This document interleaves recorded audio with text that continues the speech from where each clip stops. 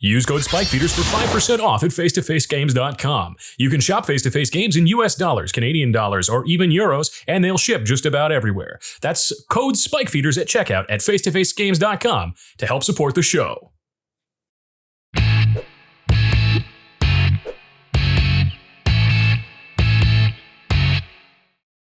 Spikes, what is up?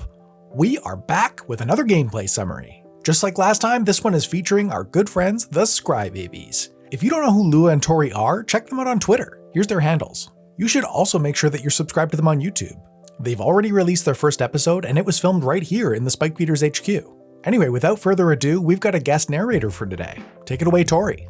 Today, first in turn order, we've got Aaron playing Magar of the Magic Strings. This is a deck that takes giant instants and sorceries, gets them into the graveyard, then reanimates them as 3/3s and casts them for free.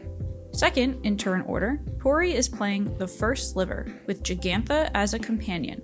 I don't know what you want me to say, this is a Sliver deck. It does Sliver things. Look for big combat damage here. Third, Lua is playing Lathril. This is a go-wide elf ball deck. That means it's going to be producing a lot of mana and making a lot of elves. Finally, in turn order, Elliot is playing Tetzimoc. Yes, Elliot already knows Tetzimoc doesn't trigger if you cast it from the command zone. That's why Elliot plays a ton of ways to get it out of the command zone so he can actually use it. Starting on turn 1, Aaron draws a card, plays Luxury Suite, and casts a Wayfarer's Bauble. He passes the turn. Tori draws a card, plays a Swamp, and casts a Soul Ring, then passes. Lua draws a card, plays a Forest, and uses it to cast a Fyndhorn Elves. She casts a Mana Crypt, then casts an Arcane Signet, and passes. Elliot draws a card, plays a Swamp, and casts a Phyrexian Reclamation, then passes. Aaron kicks off turn 2 by untapping, drawing a card, and playing a Blightstep Pathway, then passes. Tori untaps, draws a card, and plays a Mana Confluence as her land for turn. She casts a Cultivate, taking 1 off the Mana Confluence. She searches up 2 lands and puts the forest in her hand and a mountain on the battlefield tapped, then passes to Lua. Lua untaps, then flips for a Mana Crypt, taking no damage. She draws a card, plays a Twilight Mire as her land for turn, and casts her commander, Lathril, then passes. Elliot untaps and draws a card. He plays a Swamp and moves to his end step, where Aaron sacrifices the Wayfarer's Bauble to grab a mountain. Then, Elliot continues passing the turn. On turn 3, Aaron untaps, draws a card, and casts a Faithless Looting. He draws 2 cards, and discards Hurl Through Hell and Trailblazer's Boots. Then, he plays a Smoldering Marsh tapped, and casts a Liquimetal Torque. With nothing else to do, he passes to Tori.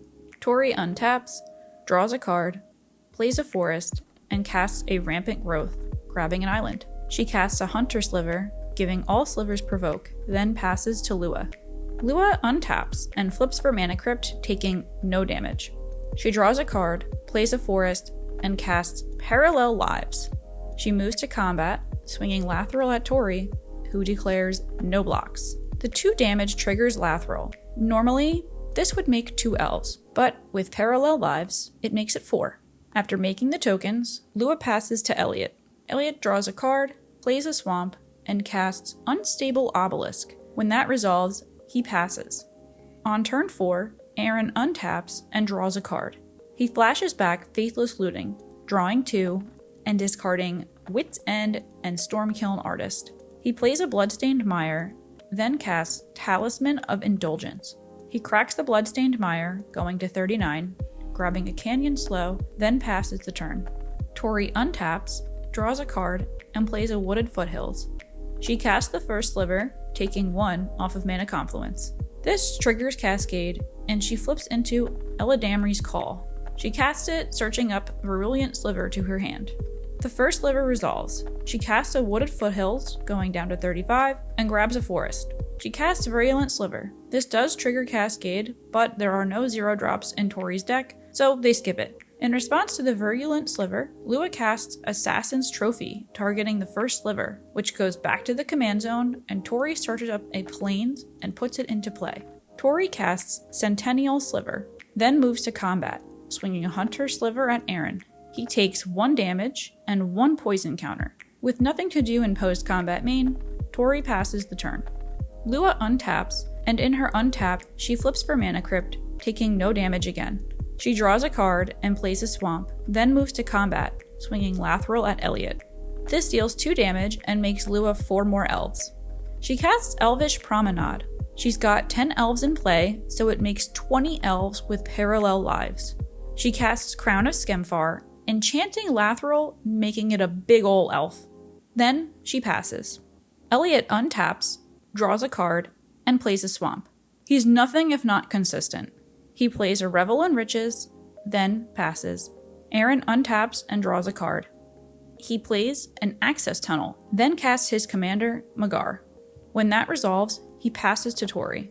Tori untaps, draws a card, and plays an Overgrown Tomb untapped, taking 2, going to 33. She casts the first Sliver. The Cascade trigger flips into Heart Sliver, and she chooses to cast it. She casts Homing Sliver from her hand, taking 1 off of Mana Confluence. This triggers Cascade again, flipping into Cloud Shredder Sliver. Tori misses a Cascade trigger here. She moves to combat, swinging the first Sliver at Lua, Virulent, Sentinel, and Hunter Slivers at Aaron, Heart, Homing, and Cloud Shredder Sliver at Elliot. Lua takes 7 and gets a poison counter. Elliot and Aaron take 4 damage and 3 poison counters each. On turn 5, Lua untaps and flips for the Mana Crypt. She takes 3, going down to 30. She draws a card and plays an Elvish Mystic, then moves to combat.